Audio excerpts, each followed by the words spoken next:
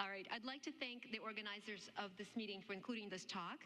And in the way of financial disclosures, I've had travel support from Advanced Cell Technology. Cell source,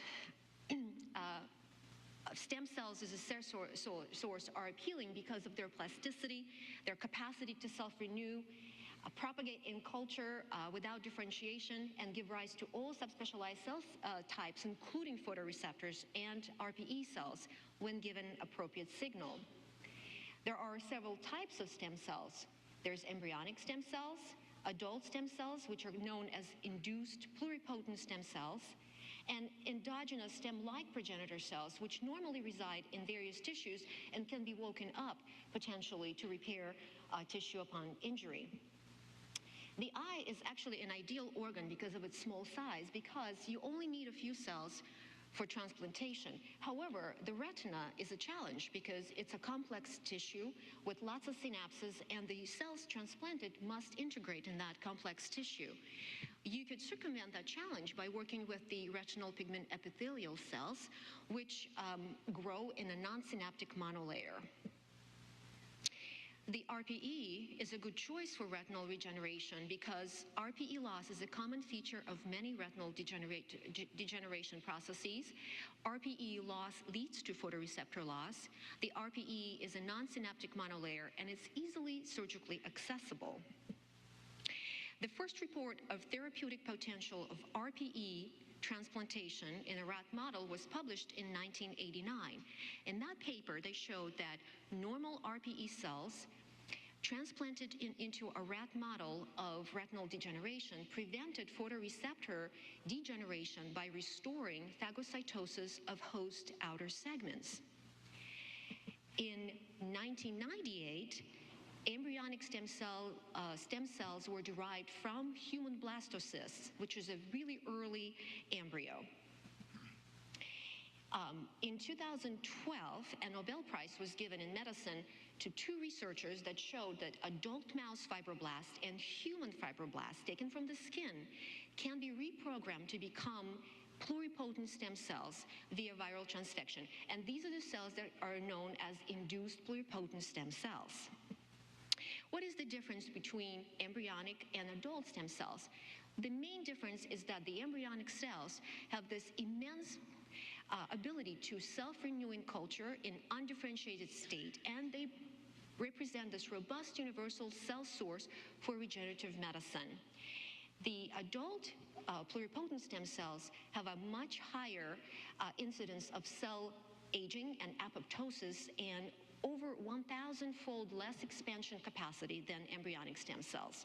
But they give us the ability to generate patient-specific stem cells. The last type is the endogenous progenitor cells. These are dormant stem-like cells that reside in tissues, including the eye, and can be woken up to repair tissue potentially. These cells in the eye are Mueller cells, RPE cells, ciliary epithelial-derived cells, and also bone marrow and neural stem cells. And ultimately, the goal here is to develop drug therapy which would stimulate patients' endogenous progenitor cells so they could repair the tissue upon injury. This work is very early. It's in vitro and animal work. However, we do have some clinical trials in the eye. The world's first clinical trial of adult-induced pluripotent stem cell-derived RPE cell in AMD patient was just approved in Japan last year. They are recruiting patients. We do not have any data yet. However, the first clinical trial of human embryonic stem cells derived RPE cells was just published this month in the journal Lancet, and there are two trials, one in atrophic AMD and the other one in Stargardt disease. This is the trial that is sponsored by Advanced Cell Technology. The company is a biotechnology company that works with human embryonic stem cell MA09 cell line. And the Bascom Polymer Eye Institute is one of the sites, and I'm very fortunate to be part of this trial, along with Janet Davis and Byron Lamb and Phil Rosenfeld. Let me tell you about this MA09 cell line. It was derived from a blastomere, which is a cell that was pinched off from a very early embryo. These cells were allowed to expand in culture on mitomycin treated mouse embryonic fibroblasts. So it's a xenotransplantation product. These cells underwent extensive pathogen testing. They are exposed to controlled cell culture conditions that produce over 99% pure RPE product. These cells are harvested when underpigmented to ensure optimal cell survival and function. They undergo purity and extent of differentiation analysis by RPE markers listed here on the right, showing that they are RPE cells and not stem cells. They also undergo potency assay by showing that they're able to phagocytose fluorescent particles. Preclinical work that was published in Lancet in 2012 showed that these human embryonic stem cell-derived RPE cells are able to integrate into mouse RPE layer without teratoma formation for 9 months. Of note, stem cells, when transplanted into mice, uniformly produce tumors, but these cells don't. The first clinical trial to report transplantation of these cells in human patients was published in Lancet in 2012 as a preliminary report, reporting one patient with atrophic AMD and another patient with Stargardt disease. And it was published by Steve Schwartz from UCLA and scientists from Advanced Cell Technology. These patients, some of them have been followed now for over 3 years, and long-term follow-up was just published in Lancet this month. And this is now a multi-central phase 1 and 2 studies, and Bascom Palmer is one of the sites. So you could see the sites listed here: UCLA with Steve Schwartz, Bascom Palmer Eye Institute, Wills Eye Hospital, and Harvard Mass Eye and Ear. The objective of this phase 1 and 2 trial is to evaluate the safety and tolerability of these human embryonic stem cell-derived RPE cells transplanted in suspension under the retina in patients with advanced atrophic AMD and Stargardt disease. The secondary objectives are to evaluate the safety of the surgical procedure, to find out the dose of these cells to be used for future studies, so it's a dose-ranging trial right now, and to evaluate potential efficacy endpoints, how to follow these patients and their improvement in future studies. There are 12 patients to be enrolled in AMD and in Stargardt disease arm. These patients are patients with low vision, 2400 or less. They are divided into 4 cohorts, and they receive 50,000, 100, 150, or 200,000 cells. Patients are enrolled sequentially, and an independent safety board evaluates each patient before they allow enrollment of the next 2 patients. FDA reviewed the data so far and allowed expansion of the trial to include AMD patients with better vision, 2100 or less at baseline. These patients are immunosuppressed with tacrolimus and mycophenolate 1 week before surgery and for 6 weeks thereafter, and with mycophenolate for additional time, which is determined on an individualized basis. The primary endpoint, phase 1 and 2, is safety. So essentially, the transplantation is deemed safe if there's no evidence of severe adverse events, no evidence of contamination with infectious agent, and no teratomas. Patients are followed closely during the first year and then for additional 14 years under a separate protocol.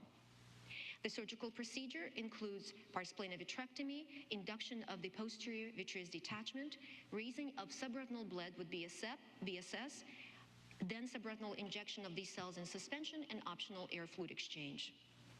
Here is a 72-year-old male with atrophic AMD that I was the primary surgeon for, and this is a baseline visual acuity of 2500, which is equivalent to 19 ETDRS letters. You could see the injection site and the size of the bleb upon completion of the surgery.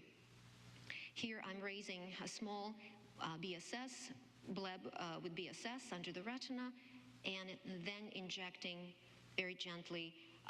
Janet and I do these surgeries together because we find that that's more gentle. Visual outcomes in the study eye are listed here.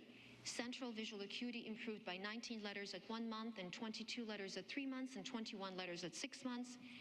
The fellow eye improved also. 6 letters at 1 month, 5 letters at 3 months. The patient notices that he sees better, although of course because of the size of the atrophy, he's not able to drive or read by no means. This is a clinical photo at pre-op. Day 1 showing a small hemorrhage at the injection site. Month 1 and month 3 showing atrophy of the injection site and no teratomas, no retinal detachment, no macular edema that I will show you in just a second here. Fundus autofluorescence is shown at pre-op here, day 1, month 1, and month 3. Once again showing preservation of the retinal architecture and not a real change in fundus autofluorescence. Here's FA at pre-op and month 1, pre-op and month 3, showing no leakage, no retinal detachment, no vasculitis. This is tract OCT on the left at the injection site and on the right just below the injection site at pre-op, day 1, month 1, and month 3 showing lack of retinal detachment, macular edema, teratomas, so essentially no adverse events were seen. So far, there have been 9 patients enrolled in the AMD arm and 9 patients in the Stargardt's arm. 4 patients were followed for less than 12 months, 12 patients for 12 to 36 months, and 2 patients for over 36 months. No safety signals, like I mentioned, have been seen. The subretinal bleb absorbs by day 1. No teratomas. 4 eyes had progression of cataract. 1 eye with staph epidermidis endophthalmitis, which did not have subretinal abscess, so it was just a garden variety endophthalmitis. 1 eye with vitritis, which resolved by 6 months. 1 eye with mild late angiographic leakage on the FA, which resolved by 3 months, and no macular edema, secondary glaucoma, retinal detachment, preretinal proliferation, vascular occlusion, or apparent rejection, pain, or photophobia. These are the visual results from the paper in Lancet.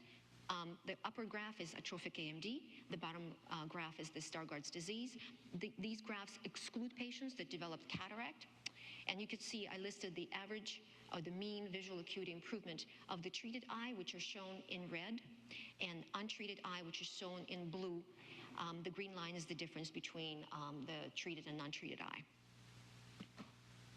Anatomically, 72% of 18 eyes showed increased subretinal pigmentation. There is inconsistent fundus autofluorescence changes. There have been no epiretinal membranes or proliferative vitreoretinopathy in cases with preretinal cell implantation, so it's not a big deal if these cells regurgitate and land on the retina. However, we have not seen any differences visual field, ERG, reading speed between pre- and post-transplantation visits. In conclusion, we have several types of stem cells under investigation. Human embryonic stem cells are a robust, renewable source of terminally differentiated retinal neurons and RPE cells.